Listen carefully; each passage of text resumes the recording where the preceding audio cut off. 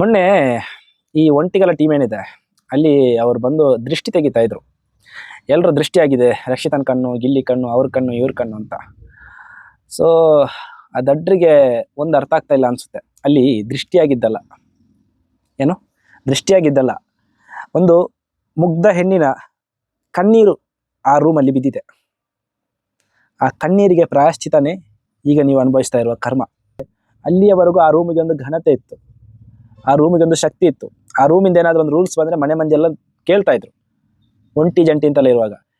ಯಾವಾಗ ನಿಮ್ಮ ವಿಕೃತ ಖುಷಿಗೋಸ್ಕರ ಒಂದು ಹೆಣ್ಣಿಗೆ ನಾಗವಲ್ಲಿ ಇದೆ, ಇಲ್ಲ ಇನ್ನೇನೋ ಇದೆ ಅಂತೇಳಿ ಅವಳ ಚಾರಿತ್ರೆಯನ್ನು ತಿರುಚಲಿಕ್ಕೆ ಹೋದಾಗ ಆ ಹೆಣ್ಣಿನ ಕಣ್ಣಿಂದ ಒಂದು ಹನಿ ಬಿತ್ತಲ್ಲ, ಆ ಹನಿಯ ಫಲ ಇವತ್ತು ನೀವು ಉಣ್ತಾ ಇದ್ದೀರಾ.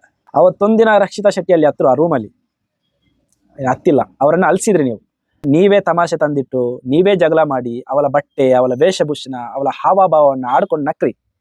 ಆದರೆ ಆ ನಂತರ ರಕ್ಷಿತಾ ಶೆಟ್ಟಿ ಹತ್ತಿಲ್ಲ, ಅಳ್ತಾ ಇರೋದೇ ನೀವು. ಅರ್ಥ ಮಾಡ್ಕೊಳ್ಳಿ. ಜಾಹ್ನವಿ ಆಗಲಿ, ಸುದಿ ಆಗಲಿ, ಇಲ್ಲ ಧ್ರುವಂತ್ ಆಗಲಿ, ಅಶ್ವಿನಿ ಗೌಡರಾಗಲಿ, ನಿಮಗೆ ದೃಷ್ಟಿಯಾಗಿದ್ದಲ್ಲ. ನೀವು ಮಾಡಿರೋ ಪಾಪ ಇದೆಯಲ್ಲ, ಆ ಪಾಪದ ಫಲ ನೀವು ಉಣ್ತಾ ಇರೋದು. ಯಾಕೆಂತ ಹೇಳಿದ್ರೆ ಯಾರದಾದರೂ ಅಷ್ಟೇ, ಜೀವನದಲ್ಲಿ ಯಾವುದೇ ಅಮಾಯಕರ ಕಣ್ಣೀರು ಬೀಳದಂತೆ ನೋಡಿಕೊಳ್ಳೋದು ನಮ್ಮ ಕರ್ತವ್ಯ. ನಮ್ಮಿಂದ ಇನ್ನೊಬ್ಬರ ಮನಸ್ಸಿಗೆ ನೋವಾಯಿತು, ನಮ್ಮಿಂದ ಇನ್ನೊಬ್ಬರ ಕಣ್ಣೀರು ಬಿತ್ತು ಅಂತಾದರೆ, ಕಣ್ಣೀರು ನಮ್ಮನ್ನು ಸುಡುತ್ತದೆ ಅನ್ನೋದಕ್ಕೆ ಇವಾಗ ನಿಮ್ಮ ಪರಿಸ್ಥಿತಿ ಬೆಸ್ಟ್ ಎಕ್ಸಾಂಪಲ್. ಈ ವಿಚಾರವನ್ನು ನಾನು ಮೊನ್ನೆನೇ ಹೇಳಬೇಕು ಅಂತಿದ್ದೆ. ಅವ್ರು ಯಾವಾಗ ದೃಷ್ಟಿ ತೆಗಿತಾ ಇದ್ರು ಆವಾಗಲೇ ನನ್ನ ಮನಸ್ಸಲ್ಲಿ ಓಡಿತ್ತು, ನಿಮಗೆ ದೃಷ್ಟಿಯಾಗಿದ್ದಲ್ಲ, ಆ ಹುಡುಗಿಯ ಶಾಪ ಅದು. ಸುಮ್ಮನೆ ನಿಮ್ಮ ತಮಾಷೆಗೆ, ನಿಮ್ಮ ಖುಷಿಗೋಸ್ಕರ ಹೆಣ್ಣು ಮಗುವನ್ನು ಏನೇನೆಲ್ಲ ಬೈಕೊಂಡ್ರಿ, ಏನೇನೆಲ್ಲ ಮಾಡಿದ್ರಿ.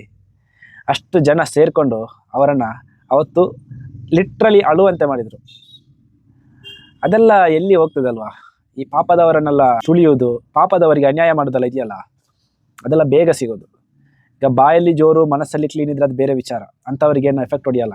ಮನಸ್ಸು ಕಲ್ಮಶ, ಬಾಯಿ ಸರಿಯಿಲ್ಲ, ನಮ್ಮ ಬಾಯಿಂದ, ನಮ್ಮ ಮಾತುಗಳಿಂದ, ನಮ್ಮ ಕೃತಿಗಳಿಂದ ಅವರನ್ನು ಹೀಯಾಲಿಸೋದು ಪ್ರತಿ ಸಲ ನೋಡಿ. ಆ ಇನ್ಸಿಡೆಂಟ್ ಆದ ನಂತರ ರಕ್ಷಿತಾ ಹತ್ತಿದ್ದೇ ಕಡಿಮೆ. ಎಲ್ಲೋ ಒಂದು ಕಡೆ ಮೊನ್ನೆ ಅವರಿಗೆ ಲೆಟ್ರ್ ಸಿಕ್ಕಿಲ್ಲ ಅನ್ನುವಾಗ ಒಂದು ಕಣ್ಣೀರು ಬಿಟ್ಟಿದ್ರೆ ಬೇರೇನೂ ಹತ್ತಿಲ್ಲ. ಆ ನಂತರನೂ ಅವರೇನು ಬದಲಾಗಿಲ್ಲ. ಯಾರು ಅವರಿಗೆ ನೋವು ಕೊಟ್ಟವ್ರು ಏನಿದ್ದಾರೆ ಅವ್ರು ಯಾರೂ ಬದಲಾಗಿಲ್ಲ. ಹಿಂದೆಯಿಂದ ಸಮಯ ಸಂದರ್ಭ ಎಲ್ಲ ಸಿಕ್ಕಾಗ ಅವರನ್ನು ವ್ಯಂಗ್ಯವಾಡೋದು, ಹಾವಭಾವವನ್ನು ಆಡಿಕೊಳ್ಳೋದು, ಅವರ ಪ್ರೊಫೆಷನಲನ್ನು ಆಡಿಕೊಳ್ಳೋದು ಎಲ್ಲಿ ಹೋಗುತ್ತೆ ರೀ? ಯಾರೋ ಒಬ್ಬರು ಪಾಪದವರಿದ್ದಾರೆ, ಒಂದು ಅವ್ರ ಜೊತೆ ಬೆರಿಬೇಕು, ಇಲ್ಲ ಅವರಿಗೆ ಒಂದು ಬೆಲೆನಾದರೂ ಕೊಡಬೇಕು. ಅದು ಎರಡೂ ಮಾಡದೆ ಅವರ ಎದುರಲ್ಲೂ ಕೂಡ ಅನ್ಯಾಯ ಮಾಡೋದು, ಹಿಂದ್ಗಡೆನೂ ಅನ್ಯಾಯ ಮಾಡೋದು ಅಂತ ಅಂದರೆ ಒಬ್ಬ ಇದಾನಲ್ಲ, ಹೊಟ್ಟೆ ಕೊಡ್ತಾನಲ್ಲ, ಅಲ್ಲಿಂದ ನೀವು ನೋಟಿಸ್ ಮಾಡಿ. ಅಲ್ಲಿಯವರೆಗೂ ಅಶ್ವಿನಿ ಗೌಡ ಹತ್ತಿದ್ದು ನಾನು ನೋಡಿಲ್ಲ. ಆನಂತರ ಅಶ್ವಿನಿ ಗೌಡರವರು ಕಣ್ಣೀರು ಹಾಕಲಿಕ್ಕೆ ಶುರು ಮಾಡಿದ್ದು. ಇವತ್ತಿನವರೆಗೂ ಅಶ್ವಿನಿ ಗೌಡರವರು ಕಣ್ಣೀರು ಹಾಕ್ತಾನೇ ಇದ್ದಾರೆ. ಆಯ್ತಾ? ರಕ್ಷಿತಾ ಶೆಟ್ಟಿಯ ಬಟ್ಟೆ, ಅವರ ಹಾವಭಾವ, ಎಸ್ ಕ್ಯಾಟಗರಿ, ನಿನ್ನೇನೋ ಅಮಾವಾಸ್ಯೆ, ಯಾವುದೆಲ್ಲ ಅವರ ಮೈಂಡಲ್ಲಿ ಏನಿದೆ ಎಲ್ಲವನ್ನು ಸಮಯ ಸಂದರ್ಭ ಬರುವಾಗ ವಾಂತಿ ಮಾಡ್ತಾ ಇದ್ದಾರೆ. ಆ ನಂತರ ನನಗೆ ಮರ್ಯಾದೆ ಬೇಕು, ಇಲ್ಲ ನನ್ನ ವ್ಯಕ್ತಿತ್ವದ ತೇಜಾವಧಿ ಆಗಿದೆ, ನನ್ನ ವ್ಯಕ್ತಿತ್ವದ ತೇಜಾವಧಿ ಆಗಿದೆ ಅಂತ ಅವ್ರು ಹೇಳ್ತಾ ಇರ್ತಾರಲ್ಲ ಪ್ರತಿ ಸಲನೂ. ನಿಜವಾಗ್ಲೂ ಇಲ್ಲಿ ವ್ಯಕ್ತಿತ್ವದ ತೇಜಾವಧಿ ಮಾಡ್ತಾ ಇರೋ ದೇವರು. ಸೊ ಕೆಲವೊಂದು ಸಲ ಹೇಗಾಗುತ್ತೆ ಅಂತ ಹೇಳಿದ್ರೆ, ನಾವು ಬೇಕಾದಷ್ಟು ತಪ್ಪುಗಳನ್ನು ಮಾಡೋದು, ಅನ್ಯಾಯಗಳನ್ನು ಮಾಡೋದು, ಆಮೇಲೆ ಹೋಗಿ ಅವರ ಹತ್ರ ಹೋಗಿ ನನಗೆ ಕ್ಷಮಿಸಪ್ಪ, ನನಗೆ ನೆಮ್ಮದಿ ಕೊಡಪ್ಪ, ಇನ್ನೇನೋ ಕೊಡಪ್ಪ ಅಂತ ಕೇಳೋದು. ಎಲ್ಲಿಂದ ಬರುತ್ತೆ ಹೇಳಿ?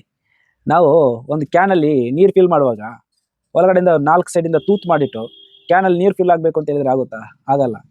ಇದು ಅಷ್ಟೇ, ನಾವು ಅನ್ಯಾಯ ಮಾಡೋದು ನಿಲ್ಲಿಸಿದಾಗ ಶಾಂತಿ, ನೆಮ್ಮದಿ ಎಲ್ಲನೂ ತಾನಾಗೇ ಬರುತ್ತೆ. ಅದು ಬಿಟ್ಟು ನಾವು ಇಡೀ ಮಾಡಿಡೋದಂತ ಇಷ್ಟಲ್ಲ, ಆ ನಂತರ ನಾವೆಲ್ಲೋ ನಮಗೆಲ್ಲೋ ದೃಷ್ಟಿಯಾಗಿದೆ ಅಂತ ತಗೊಂಬಂದು ದೃಷ್ಟಿ ತೆಗಿಯೋಣ ಅಂದರೆ ದೃಷ್ಟಿ ಹೋಗಲ್ಲ. ಇದೇ ಥರ ಹೋದರೆ ನೀವು ಹೋಗ್ತೀರಾ ಮನೆಗೆ.